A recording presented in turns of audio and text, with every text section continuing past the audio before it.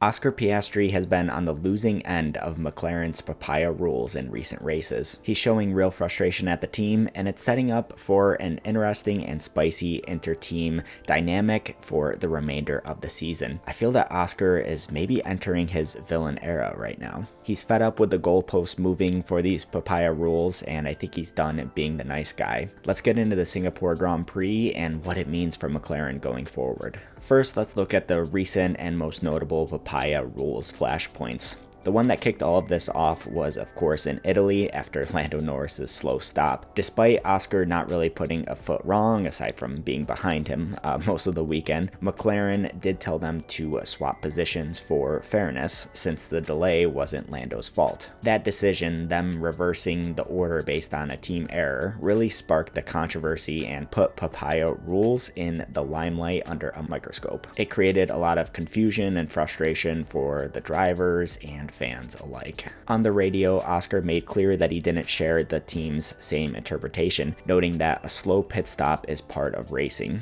and he felt that the swap might have been inconsistent with what he had been told prior to the race. He did obey, he kept it classy, but he was clearly very annoyed. Then came Singapore at lap 1. Lando sent an audacious move that led to contact with Piastri, nearly putting Oscar Piastri into the wall. McLaren's real number one rule above all else is that the teammates should not hit each other, and yet they did have teammates hit each other once again. I do think the move was completely on and ultimately a really nice overtake from Lando Norris, but if we're going to judge it against Papaya Rules, then it's a bit questionable on how that needs to play out. Oscar was immediately on the team radio and shared some real frustrations about the incident. He said, "That wasn't very team-like, but sure." And he also said, "So are we cool with Lando just barging me out of the way, or what's the go there?" He continued to say that if he, as in Lando, has to avoid another car by crashing into his teammate, that's a pretty blank job of avoiding.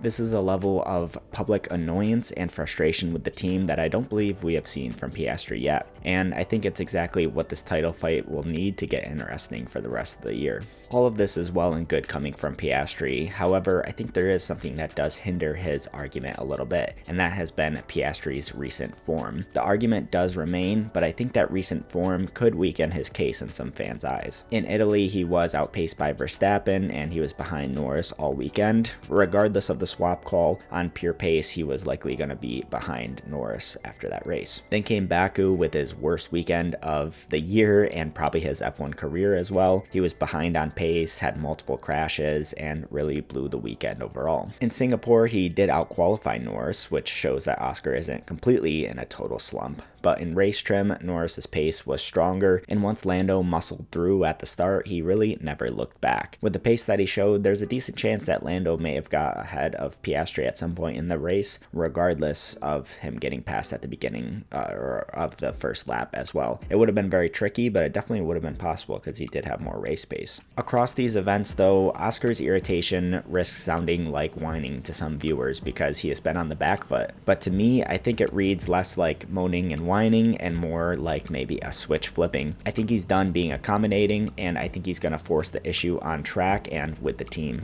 This situation just highlights more of a headache that McLaren has created for themselves. A moment like this was always going to bubble up after the Monza incident. The biggest question is, where do you draw the line with these Papaya Rules? Is a faulty pit stop grounds to swap, but a teammate on teammate contact is not grounds to swap? If Oscar gets another slow stop in the future, will they then still swap later down the line? With rules this ambiguous, you can't find a clear line, and McLaren has just created all of this themselves. They've generally had the fastest car for most of the season, and they never really needed to invent these unnecessary rules to begin with. If this line is so fuzzy, where exactly do they go from here? First, they clearly need to reevaluate their Papaya Rules, especially if they have a title fighting car again next year. The existing rules clearly aren't working in the vacuum of their team where it's an inter-team fight, much less will it work if a third driver is in the mix, like if Verstappen was actually fighting for the title this year. Sure, they need to have basic basic rules like don't crash into each other, but that's just standard for any teammate in motor racing.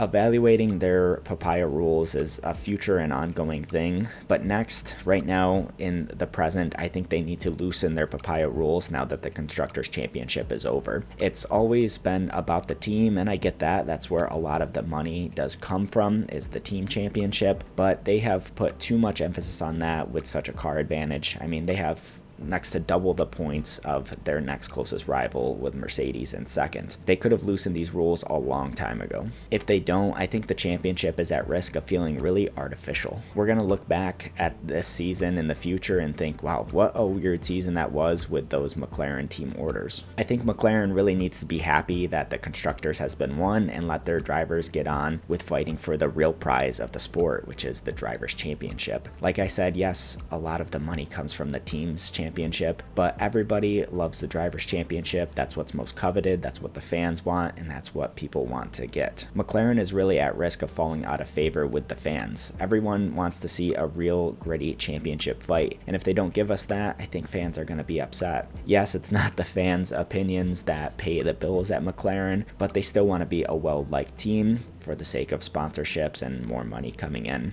After this weekend, I think Lando and Oscar are ready to make this title fight more spicy. The collision at Singapore is evidence of that. But the question is, are McLaren ready to let that happen?